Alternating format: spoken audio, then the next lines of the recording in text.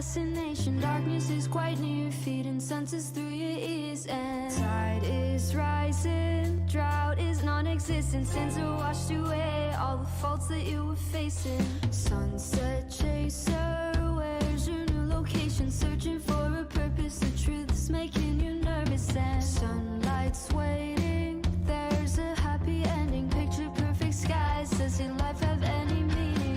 Oh darling, don't you cry no more, as the sun will soon shine 1,000 times. Don't you worry, dear, dark clouds will soon clear for you.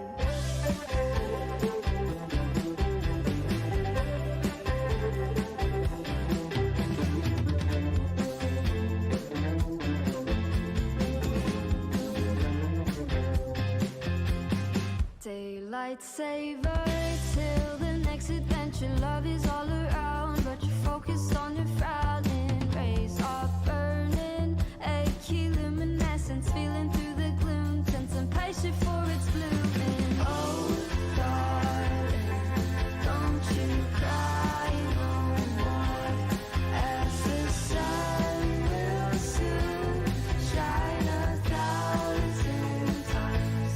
Don't you worry, dear, dark clouds will soon clear for you.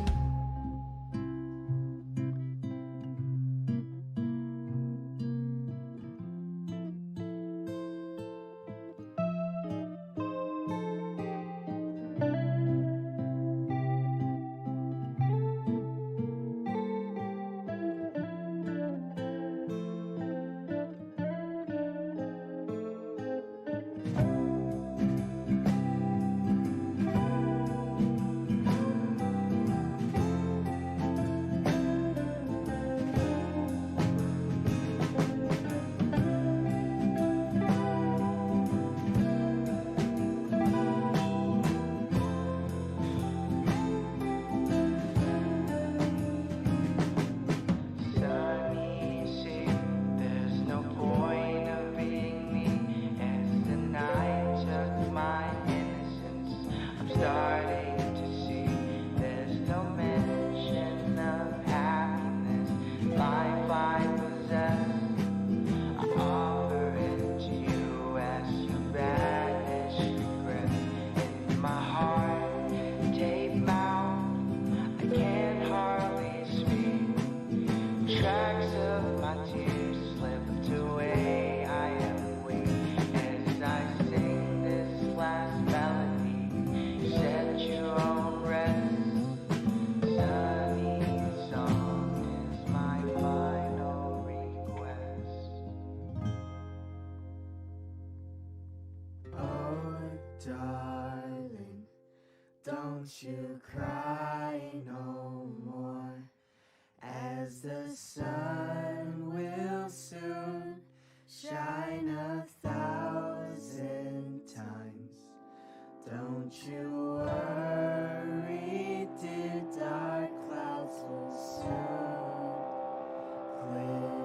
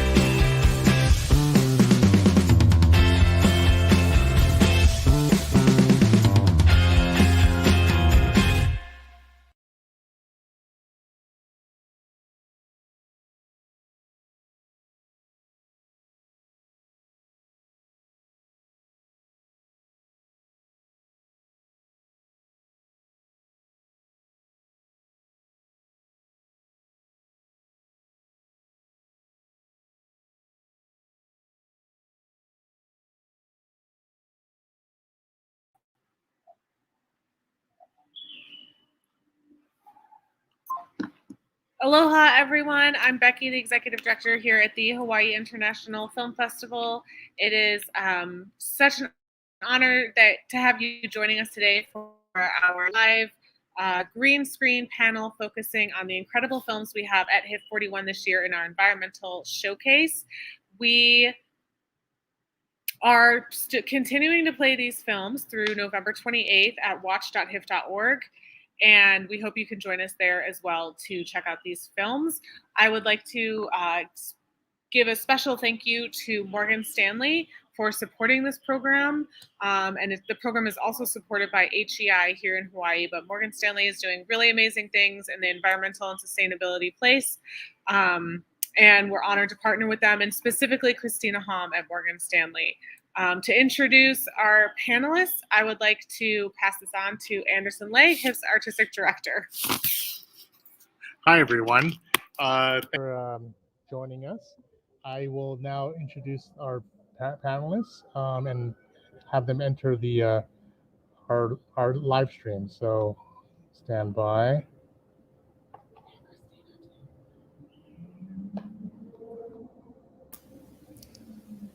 Hi, Christina. Christina Holmes with us, Morgan Stanley, Hawaii, and also one of our amazing board members. So she'll be also moderating this panel with us. Let's see, getting the other people on board. Stand by.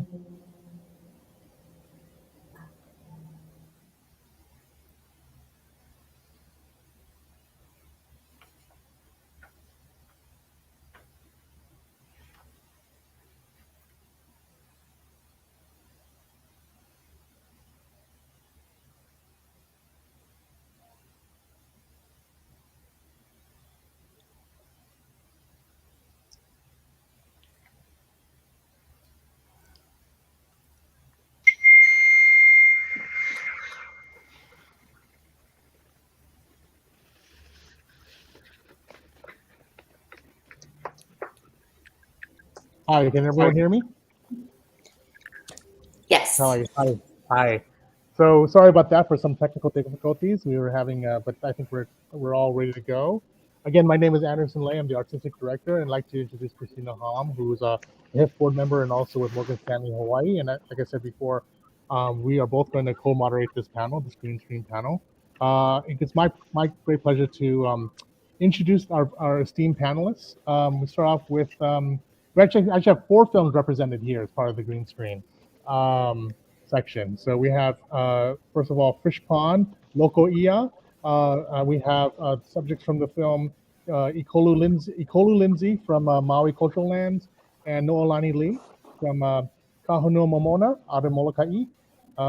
We also have High Tide, Don't Hide. The directors Neva Kay and Emily McDowell. How are you?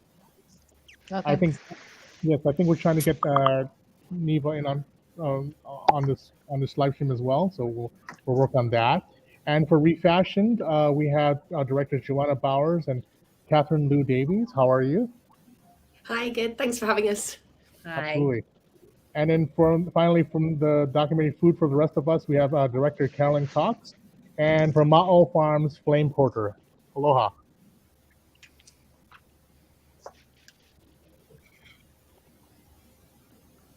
How are you? Great. My thing just cut out, but I'm back. Nice to be here. Thank you. Oh, okay, great. I'm pretty good. Good to hear that. So I'm going to start off with the first question, and then I'll my questions for the Fish Pond representative for Fish Pond for Ikolu and Loelani. So what the special project you're doing in Molokai? Like I believe in the film, Noelani says that Molokai is a subsistence island. That's pretty much indicative of everything in Hawaii. But can you talk quickly about the special project? I mean, you're having with the Fish Pond program. I'm going to let Noelani answer that, since she was more intimate with the program on Molokai specifically. Go ahead, Noelani.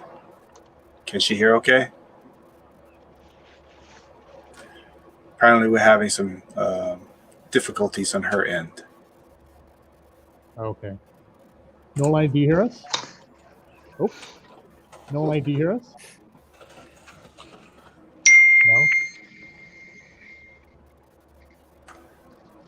No? Don't hear us? Okay, maybe you need to log out and come back on. How about you, Kolu? Maybe you can talk really quick when Nolan comes back on. Yeah, let's hang out for Nolani to get back. See, I did more of the coordinating behind the scenes, and she's on the ground. So when it comes to questions as far as how we got to where we are and what it took to get there, I'm happy to answer those questions. But for the specific for the project, Nolani's the person. Okay. Thank you. Well, how about talking about really quickly? How about like with the director Leah Warshawski? How did she approach you for the? I mean, maybe for the production of the film.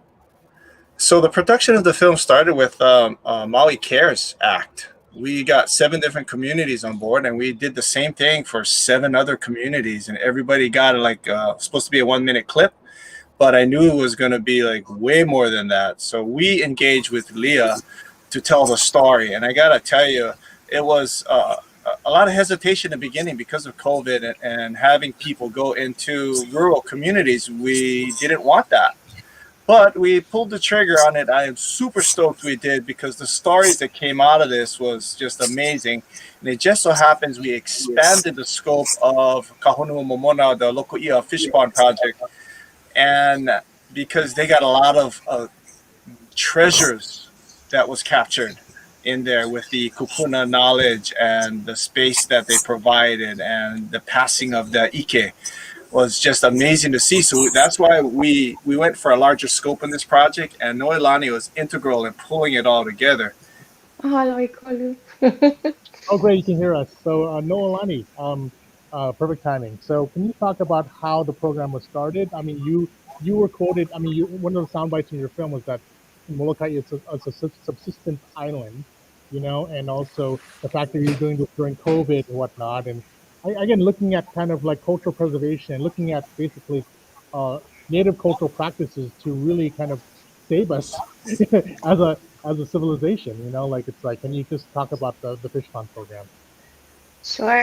And mahalo, Nicole, for covering for me when I couldn't hear. I appreciate that.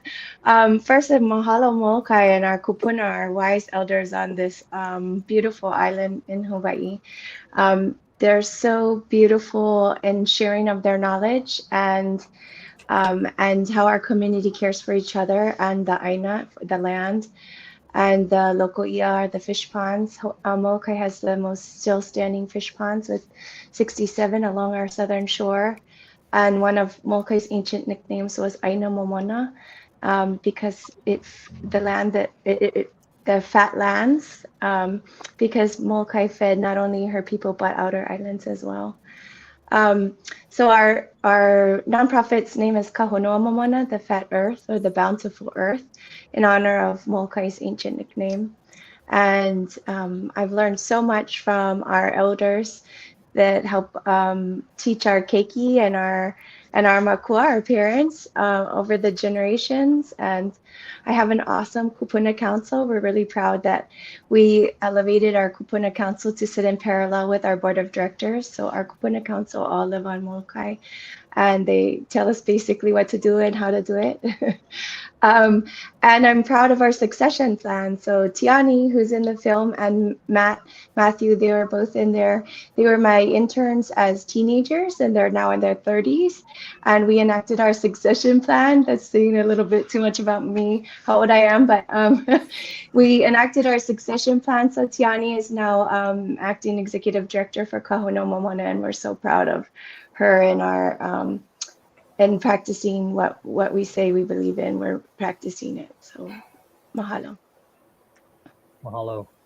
Christina, do you want to ask any questions for the other filmmakers? Sure. Let's stay on the topic of food, which we all love. Let's switch over to the Food for the Rest of Us film. But by the way, I saw all your films multiple times. So, thank you for the quality of work you all put in. But with Food for the Rest of Us, Caroline, it struck me that, you were able to focus on different areas or different parts of the food chain. And even pre-COVID, you know, food scarcity has always been an issue, but even perhaps more prevalent now with all the supply chain disruptions. How did you decide to focus on the areas that you did? Because I know in one section, there was a group that was paying something like $14 for a pound of beef and 30 some dollars for a pound of flour. Yeah, thanks so much for having me. And I'm actually a filmmaker based in the Canadian Arctic. So I'm kind of in a snowy winterscape while you guys are all in your tropical area. So, yeah, it was that Arctic story where, you know, food sovereignty is so important because everything that is from like a colonial food system is shipped up. And not only just like driven up in trucks, but then in the further Arctic communities is like flown in. So I guess going back to like how we chose which locations we wanted to focus on. The Arctic story was like a really easy choice for us. My business partner and I, and producing partner Tiffany Eilick. Tiffany is Inuit from the high Arctic. And so it's just a story that we were really already working on film projects in the high Arctic around food security and harvesting and sustainability. But then we also wanted to like broaden out and see what other folks in different regions were, what their struggles were, what their successes were. Like we wanted the film to also be very inspirational and positive. So we just kind of did some quick research because, you know, it was a smaller budget and it went into production quite quickly. And so we just had some networks from a previous project we had done called Wild Kitchen, about like wild food harvesting. And then we found the story in Kansas City, Eric Person, who was the urban farmer in Kansas City. So we just had been following him on Instagram. And that was the first time we'd seen someone framing farming as activism. So that's why we chose Eric. I was just like doing some mad Googling and found Mao Organic Farm. And we really loved that it was Indigenous owned. That also it was like a successful, vibrant organic farm. But what we especially loved about Mao was that it had the succession of young people coming in as interns and then being able to use Mao as a way to get into post-secondary. So yeah, that was why we chose Mao Organic Farm, and Flame is here from the farm on the panel. Yes, you had a prominent role in the movie Flame. How long have you been involved with the farm? Sorry, my wahine is right there. She wants to listen too, so I gotta unplug and cut the headphones. But what was it again? I'm sorry. You play a prominent role in this film, in the Mao Farm segment. How long have you been involved with the farm? So I wish I'd seen this film. I never seen it yet, and I actually want to see everybody's film. That'd be great. And then I've been on the farm. This December will make it 4 years. Oh, great. Now, were you involved from the beginning? Were you there when Caroline approached the farm to film? You know, that was so much years ago, Caroline. You know, so much things happened, right? My 2 memory years kind of ago, clogged. pre-COVID. Yeah, pre-COVID, so it was like I don't even remember what life was like. But yeah, I was there. I forgot how Caroline approached me. Yeah, like I approached Kukui first, way back 2.5 years ago, and Kukui is the manager at the farm. And then while we were filming at the farm, Flame just really jumped out at us with his personality, and also that you were studying the sustainable farming program at the Oahu University. Which So during the time Caroline came, I was finishing my undergraduate at UH West for sustainable community food systems. I got it now, thank God. But yeah, it was a perfect time for me to like express my anger at a food system that is so unjust. Well, I think a lot of the locals help support, you know, the local farmers for the last, especially the last year and a half, because I think we all, you know, tried to do our part, you know, but thank you for being part of that. Anderson, Yeah. now, should I switch to another film? Would that be all right? Or do you have any questions?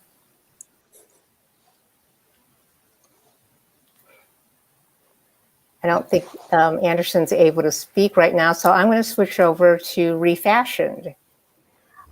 I lost you guys there. You see me? Oh yeah, we I'm could back. see you. We couldn't hear you. I was going to see if you had another question before I Okay. moved on to another movie. Yeah, actually, I do. For the food for the rest of us, and also for Fish Pond, because of the obviously of the obvious local ties, like the fact of looking at community collectivism, of working as a just as a collective versus an individual, and also the fact that I mean, again, you look at the supply chain, you look at subsistence issues when it comes to Hawaii, and then you look at the global pandemic that kind of like cut off everyone, especially in Hawaii. Like, so how? I mean, from what your work, I mean, like this is basically kind of like very much COVID is close to a doomsday scenario, and then how can you kind of spark change in how we kind of do things here in Hawaii when it comes to kind of like food equity and sustainability? Thank you for asking that question, Anderson. I think that's such a powerful question that we can all be asking ourselves here. I think with billions of dollars spent annually to bring in over 80% of our import over 80% of our food in Hawaii, when we have a beautiful climate that could sustain food growth all year round? That's an excellent question, and I think it's going to take everyone in Hawaii to move that needle, and more equity and philanthropy to help grassroots organizations.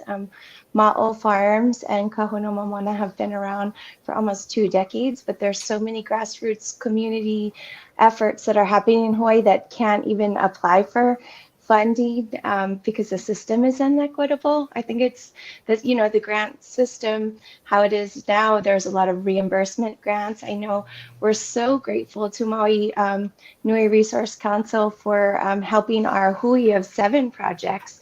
Without their help, none of the 7 of us, I don't think, could have been able to withstand the amount of time that it took for the reimbursement to happen. And I think if we're really trying to support local, we have to look at a lot of those systems change. Things that Glenn Tevis just came out with a statement in Civil Beat article about food in Hawaii, and he talked about how so much infrastructure is paid for tourism in Hawaii, but if that same infrastructure was laid for food systems, then we would have a really vibrant food system in Hawaii. Yeah, absolutely. Blaine, do you want to add anything to that? No, I totally agree. And I also read that article from Civil Beat. Yeah, political clout. Yeah. But I think it's totally what Noilani said. I think for local people to support local food system, it needs to start in the community first, right? So like you said, my organic farm is one of many grassroots organizations that can help the flip of this food system we're in right now. But I think it's also like educating the community members and even people that move here where they're at, what food providers are in their community, and it'll help the change for sure. Um, I don't know if there's like separate entities that can help kind of like educate people on different food providers, but maybe that should be a new thing. Yeah, and yeah, sorry, brain farts, but yeah, I totally agree with Noilani. Okay, that's cool. Christina, maybe we should pivot to one of the other films as well now. So Sure. So yeah. Joanna, I learned so much in your film. I mean, it's just stunning how much the fashion industry contributes to the overall, I'll say, pollution, so to speak. But I mean, your statistics of that, 20% of the global wastewater and 10% of the global carbon emissions comes from fashion. I mean, I'll never look at clothes the same way again. To be honest, that's exactly the reaction that we have been hoping to have from people who've watched our film. And you're not the first person to say that, that's awesome. Now, I assume H&M is still continuing the recycling. Like, it's good to know that one can bring clothes of any sort, not necessarily bought there, right, and have it recycled? Yeah, absolutely. I mean, you know, H&M, we were glad to get them on camera in the film admitting to being one of the perpetrators of the problems caused by fast fashion. Yeah, that was essential to us. Like, we couldn't make a film, you know, and involve them in the story and have them not cop to their culpability. But, you know, it is good to see these guys actually starting to take strides and put money behind, you know, being part of the change. The H&M Foundation, you know, they're the ones who are supporting the Take Back program and the recycling program, and it's really interesting seeing, you know, how people are actually adapting to that now. I mean, even Kate and I, you know, through the process of making this film, our generation, right, all of us, we're all culpable for being part of the problems caused by fast fashion, right? You know, I don't think until the last sort of 10, 15 years or so, I don't think anyone was particularly conscious of how their clothing got to them and what the impact was of that clothing. Now we know we can't unsee that. And so the change in behavior that, you know, people are having all over the world is great.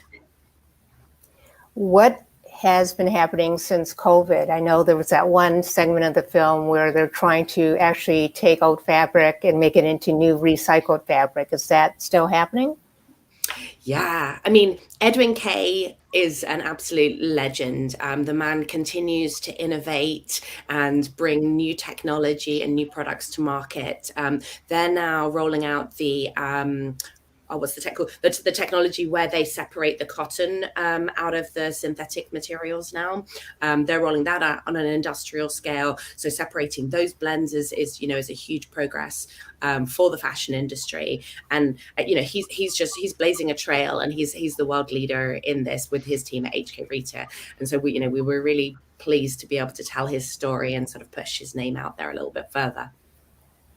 How was it trying to get approvals to film some of these other crews, I would say, different movements within Hong Kong?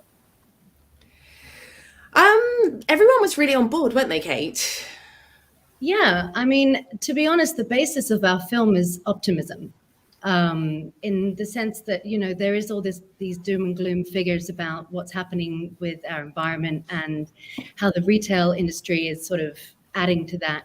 But everyone wanted to be part of the answers. They're not complete answers, but it's the beginning. So yeah, we really didn't have much trouble with sort of getting people on board to film. Great. To be honest, we almost had too many stories. Like, we found too many interesting people here in this part of the world doing things. But we really liked, because, you know, Edwin's so at the macro level, he's government funded, corporate funded. Finding Sarah, you know, a female startup, tech startup owner, she was cool. And then we wanted to find, you know, a story that was so grassroots, like Eric Swinton with the V-Cycle startup. You know, that guy had no experience, no track record being an environmentalist, but he was someone who was just like, oh shit, I've got to make a change in this world. And he started, and we loved his story for that fact, that it was just like, hopefully anyone watching our film will go, oh wow, this guy started with no idea what he was doing. You know, I can do that too. Well, and I know that earlier this year, and you may not have been in touch with H&M since this article came out from Fast Company, sort of saying to H&M, you know, you could also help out a lot more by just making fewer clothes. Do you know if they've commented about in regards to that? You know, we can't comment on the H&M perspective, but what I think people have realized is that there is also a business case for this, right? You know, they can't continue to rape and pillage the natural resources from the world. Like, it's just not going to be sustainable or ongoing. So they all realize they have to pivot.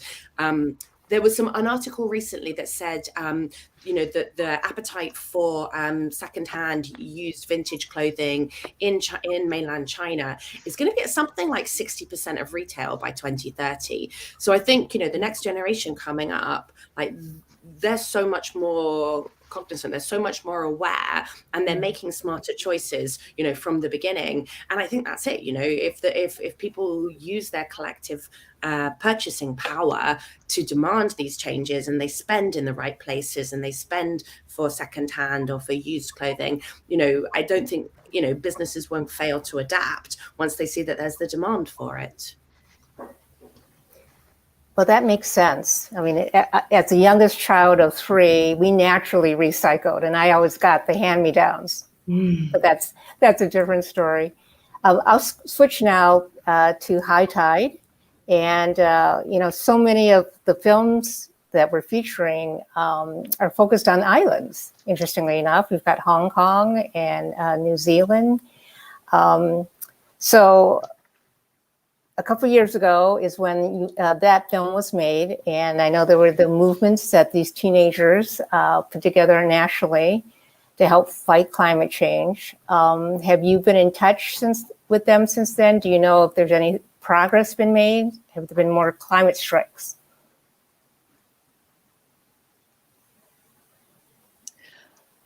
You go, Neva.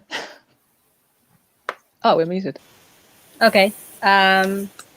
So here in Aotearoa, first of all, I just want to say I really appreciate all this conversation previously, and I really look forward to seeing some of your films. I'm also a diversified organic market gardener, and all this conversation about local food systems, all of it is true. It's true here in Aotearoa, and it's true everywhere. And really looking forward to see your film. So thank you so much for your korero. So here, because of COVID, obviously, and we're like literally just next month, some parts of the country are only getting out of lockdown. We haven't had strikes while the rest of the world continued to have strikes. So in terms of strikes, we're not really, that kind of activism has not continued, but every single one of our youth that's in the film, they each have their own path, and they continue to do the mahi, to do the work, to get climate justice and all the other issues that they're passionate about moving forward. So I guess, we could devote, for every single one of them. They're each amazing young people doing so much in their communities. So I think that what happened with COVID is that it really took over that climate conversation that was such a big conversation we were having in 2019. And then COVID came along and brought up a lot of other important conversations. So we have, public health conversation and the vaccination conversation and the digital divide conversation, and of course, food distribution conversations. And I feel like in Aotearoa, we haven't had proper, much advancement with really our climate goals.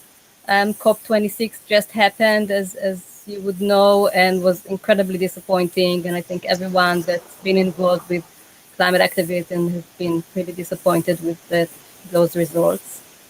I'm not sure what else to add, so I'll pass it on to Emily. Go, Emily. Funnily enough, I met last weekend with some of the young activists from 2 years ago, and I was saying, so what are you guys up to now that there's not the big strikes? And all of them had local initiatives that they're focused on, and they wanted to emphasize that, as you all know, that local initiatives make very powerful, active, persuasive ways of changing the systems, rippling out. There is probably going to be, there's a lot more sort of an online push at the moment. There are ways of addressing the government through the government's about to call in advice for setting how to actually enact the emissions reductions, which is wholly inadequate. And so that, the issue, of course, is ongoing, and there seems to be a lot more awareness now in the Pacific about how climate change is rolling out in the Pacific as elsewhere now, not in our future, but now. And there were several of you actually dividing up the film work. How did you do that? Well, yes, Neva and I are 2 of 4 producer directors, and we divided up the filming by location. It started with Neva and Phil and up north. I came down south, and then since in broad terms we collaborated on the decision-making process, so that once an edit, for example, came back from an editor, we would go through and decide together collectively, step by step, frame by frame, what we were keen on having or not. And that is echoed through distribution and beyond. And I guess how it's divided up as we've gone along is that it's sort of fallen more to our strengths, so that we recognize where each of us maybe enjoys one area more, and we tend to do more of that. But the consensus collaborative approach is still there, and that's been really important to us to make sure that we emulate actually the student strike movement by making sure that we all feel that we're working with integrity and having our own voices heard in order to represent theirs. Great. I wanted to ask the filmmakers too what you're working on next. Is it along the same, topics, or are you going off in a different direction? I'll open it up to anyone. Yeah, I'm working on a similar and not so similar project about women activists that are activists against gold mining, and that's mainly focused here in Aotearoa and West Papua. So also a compilation of a few different characters who are doing activism on that front line of gold mining, which is a big deal here and actually in many parts of the world. Yeah. I guess I'll go next. Kate and I are working on something slightly different, but also sort of in the social activism space. In 2022, Hong Kong is supposed to be hosting the 16th, I think, Kate, Gay Games. And it's where athletes from all around the world will gather in Hong Kong for an inclusive sporting event. The story is kind of incredible. But we're also now not sure if it's happening. So yeah, we're in development on that one. We actually have some. Yeah. Oh, sorry. Oh, go ahead. Go ahead, Caroline. Oh, I just, just the project we're working on right now. Tiffany Eilick, my business partner, is actually the director, and it's in the high Arctic, and it's along similar lines as far as food sustainability and an indigenous man up in the high Arctic who's starting an eco-village, but more so also about housing security, because the cost of housing in the high Arctic is like equally prohibitive, and there's a lot of overcrowding, and especially with COVID, like that's a big issue because it's just spreading through the small communities really quickly. But he's looking at traditional ways of building houses ancestrally and then combining it with modern technology to try to find a more sustainable solution for affordable housing in the high Arctic. Caroline, didn't you work on a web series called Wild Kitchen a few years ago? Or am I wrong? Or yeah, no, it's true. It was my first project actually as a filmmaker. And that's where I met Tiffany. Actually, she was the host, and then we since then formed our production company. But it was, we did 7 episodes, and then there was a web series that accompanied it with the recipe videos using wild harvested food. And it actually did quite well. Like, it really spread far beyond the north and into the United States, and had like a big internet presence. So that was sort of the launching point for food for the rest of us, and how we had some of those networks already established for the film. This kind of like leads into, because you had, it was basically like a unscripted series looking at kind of, you had the host is Tiffany, your business partner now, right? So, talking about maybe this ties into kind of the power of filmmaking, but also the power of social media, especially with the, with the High Tide Don't Hide, like looking at the young activists and whatnot, and like using the power of social media to kind of like spread the message against climate change, or the climate crisis. How can, how are this current generation using that to kind of amplify this? Honestly, this climate crisis that has been bandied around for generations. Honestly, how is it too late for us? You see like the power of TikTok, you see the power of the social media platforms in general. How are they utilize this for a force of good to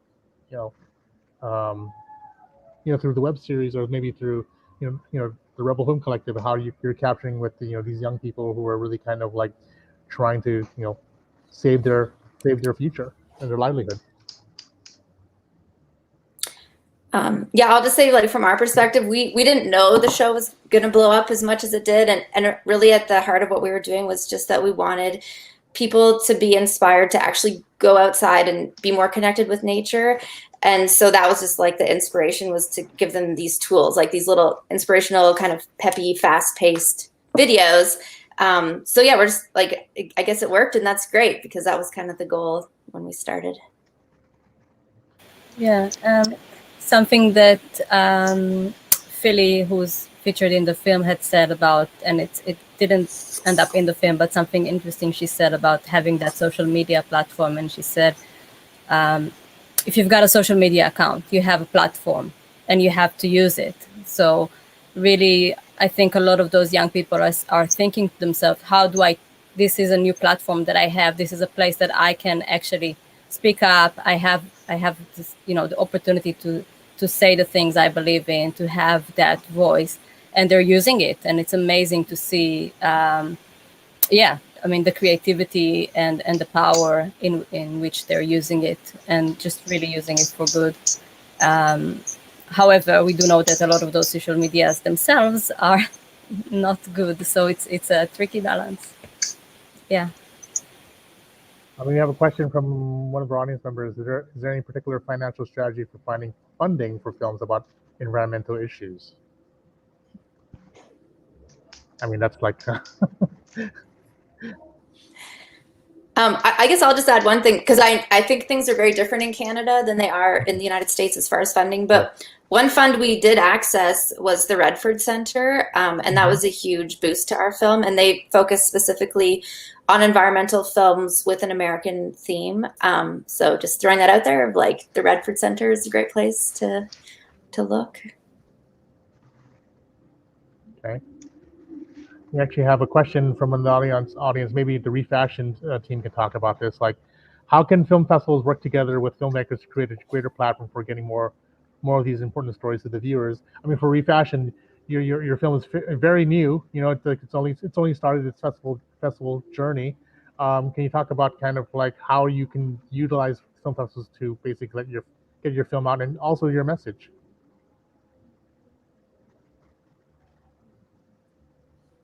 Kate, you want to take this one? Yeah, look, we're just trying to reach as many people as possible.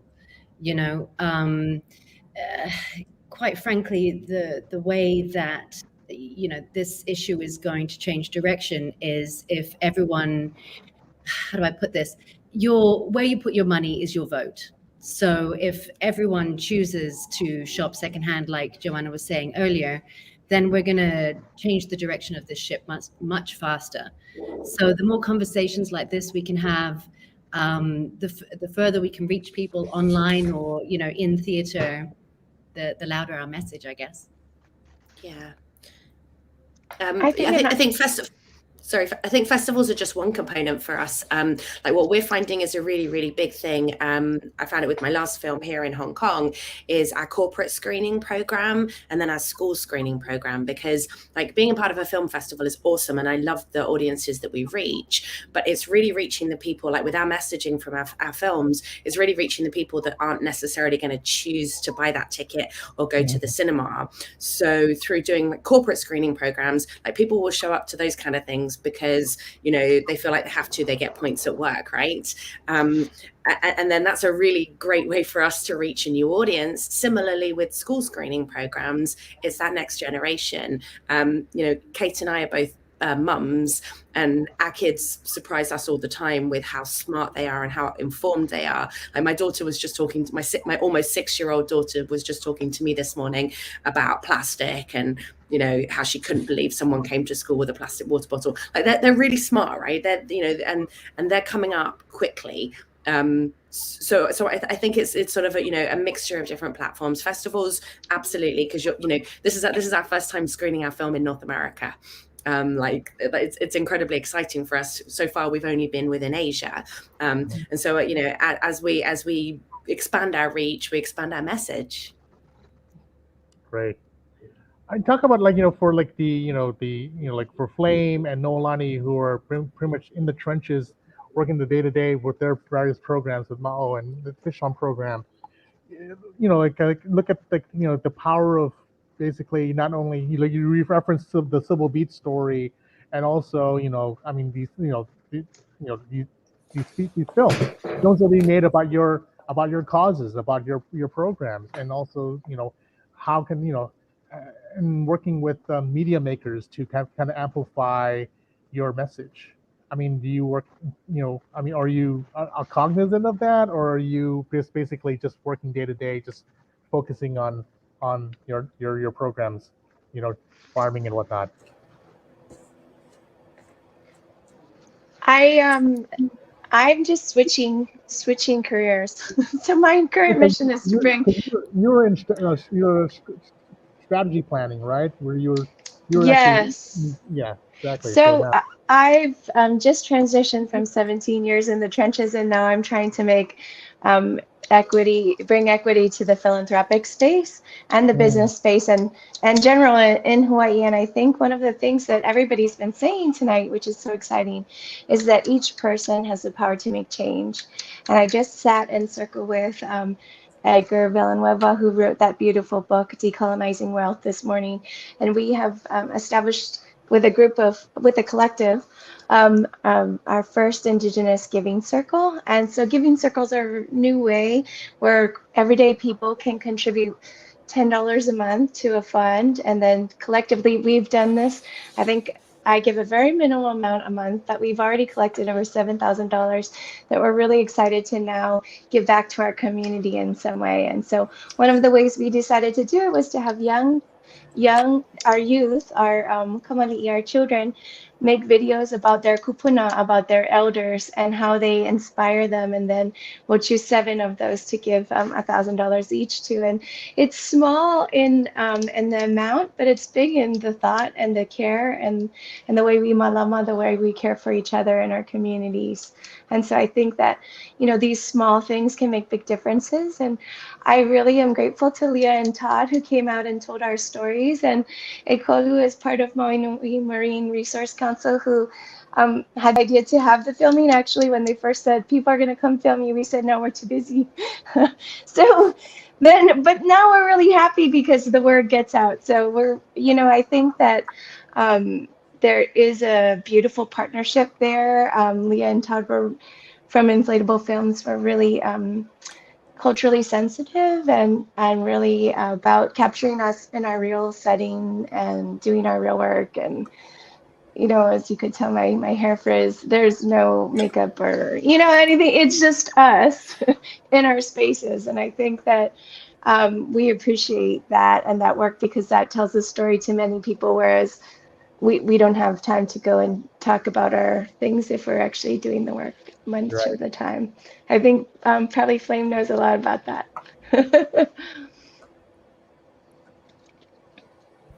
Could you ask me the question again? yeah, I mean, like you're working day to day at Mao Farms. How do you see the power of media, basically, like amplifying your cause and your mission?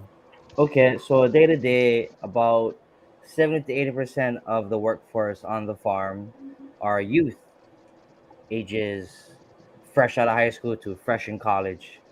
So yeah, I think social media is a big part of their lives, including my life. Like I catch myself on Instagram at least 3 hours a day, you know, looking at cooking videos and such. But yeah, I think social media does have a big play in like influencing their minds. I think it's the appropriate kind of videos you put on. Like for me, I like to be creative when I create videos. Like if I was to make a video on Instagram about my day weeding a field, then it would be like a funny kind of like, you know, bitching about the amaranth, spiny amaranth in the field, pricking your hand, and I'm coming in, hey, bruh, maybe you should grab the bottom of that spiny amaranth instead of the top. Then you wouldn't prick your fingers, right? Things like that, and then kind of make it a comedic kind of video, and then people would like laugh while sitting on a toilet, watching the Instagram, and it's a connection to where they're like, they'll start to acknowledge those little things, and videos like that can really have a major impact on them. For sure. And then even like in the field, hey bro, like a young person poos this, what vegetable is this? And then I can be like, oh, it's a hakuri turnip. Like, how do you eat it?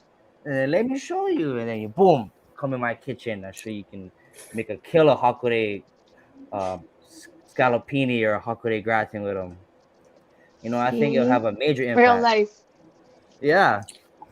Love it. Yeah, and I want to say Flame and Mao both have really great Instagram presence. So if anyone out there, search them out. Yep. Follow them on the gram. Yeah, follow we me. have- Follow me. Yeah. Leah Warshawski, who's also the director of Fish Pond, I'm wondering if Ikolu could tell us more about the Maui Cares program, what it was, how it helped so many people work on Maui, etc. Great question. Thank you, Leah. So the federal government sent money to the state sent money to the counties. The counties got people together. They talk. Then they decide where the money's going to go in these different sectors for healthcare, food, and many different things. I just happen to be in the environmental sector. So when we got some funding, we decided the theme was, how do you protect coral reefs? So I spoke to one of the coral gods in the science world, Dr. Bob Richmond at the Koala Labs, and he told me, that's easy. I got all the research that we did in Palau. Mitigate the sediment transport through these riparian corridors to stabilize those nearshore ecosystems. So like, perfect. Sent out a call, got 7 different communities. The idea was to retrain people, to teach them different things, a lot of culturally based impacts, but a lot of science too. So we got a lot of people from the service industry move over to the conservation world. And I believe we got about 72 people to work. And we had a few of those people switch over to the conservation world. Now, the idea with hiring a local production company was just to give each community a 1-minute segment so they could use on their social media to share what they're doing. What happened was, once you got into it, as was said earlier, you had so many different stories, and each one was awesome and inspirational, that each community got 4 to 5 minutes. And just so happened, Kahunua Momono had a lot of treasure in those stories that was utilized to blow up to a little bit bigger picture. So when we started this process, probably different from everybody else here, is we had no intention of even putting a film forward into the film festivals. It came after the fact. So when we got the funding, we got the people, we got the product, and the idea was to get the story out. Share those stories, try to affect change, food sustainability, cultural integrity, water rights issues, invasive species removal, no chemicals, put people to work in their backyards that made their work meaningful. And the cool thing that happened was the families also showed up, because it wasn't working, everything was shut down. When the families showed up, the kids, let's talk about succession, are now learning. So this whole trickle effect started from the federal government, but it really resonated from the ground up. And thank goodness we documented it all, and we have 5 different shorts out there.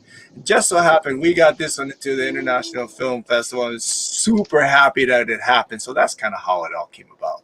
But the thing with telling these stories is, how do we get the audience, to change? And every one of us here has an ask for change. That's the toughest part that we haven't figured out yet, but we're still trying. Thanks, Anderson. Thank you, Leah. Mahalo, Ikolu. Mahalo. I think we're at the end of our panel discussion. Maybe this can be open to every. Christina, if you have any questions, any remaining questions, or not, then we can maybe, for each film team, what is your, what do you want to leave to the audience with your film, and how can we see them?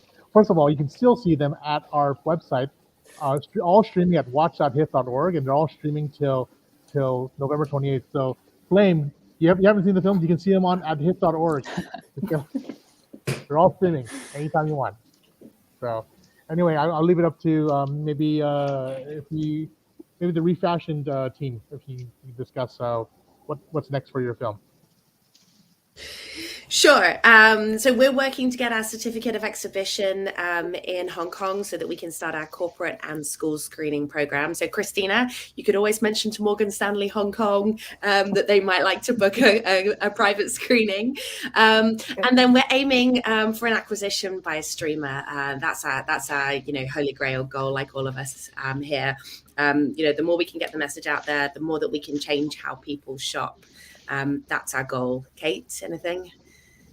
No, I think you've summed it up. It's just, to underline the fact that it doesn't matter whether you're sort of an academic or you're grassroots or if you're a student or whoever, if you have an idea for a solution, it doesn't have to be perfect, just start.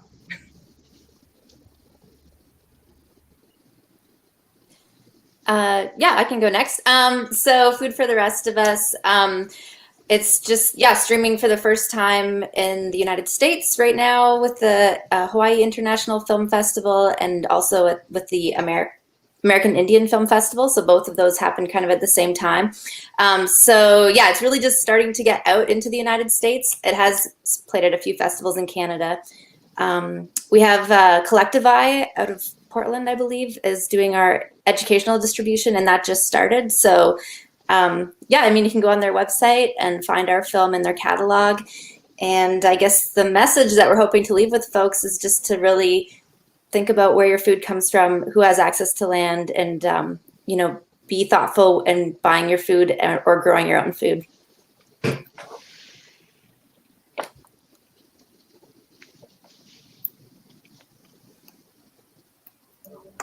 High tide, don't hide. What are next for the? I know you've been on your festival run for a while now. Yeah, we're looking for streaming as well, and what we really are keen on is getting our film in every school in Aotearoa, New Zealand, and internationally. We've found that that's where it lands very well with students chanting all the way through the credits, moved to tears. And also, it's interesting you mentioned corporates, because we've also had feedback from NGOs and corporates saying that the issues around representation, privilege, and access, who gets to hold the mic and who's taking the lead and why, are lessons that a lot of groups could benefit from learning from. So we are looking for educational distribution and like all of you, to get these amazing young people and their issues which affect all of us and their approaches to dealing with them seen by everyone. Great. And also for Fish Pond, I know it's also streaming online, but also our Maui portion of the festival is going to be screening in Maui this weekend. Just go to hiff.org for more info regarding the in-person screening. I think this thing wraps it up. Our interesting discussion, fascinating discussion with the green screen film. Thank you so much for all your hard work, and we're very fortunate to have your films included in our festival. Thank you again, Christina Hom, for Morgan Stanley Hawaii for sponsoring this section. And if there's, absolutely. Again, these films are streaming on our virtual platform, so please just go to watch.hiff.org or hiff.org for all that information. So on behalf of Hiff, I want to thank all the filmmakers here, and keep doing the great work you're doing. And we look forward to presenting more of your future work. And you're fighting the good fight. So again, thank you so much for all what you're doing to basically help save our planet. So again, thank you very much, and I will see you soon. Mahalo. Thank you. Thank you. Mahalo. Thank you. Aloha.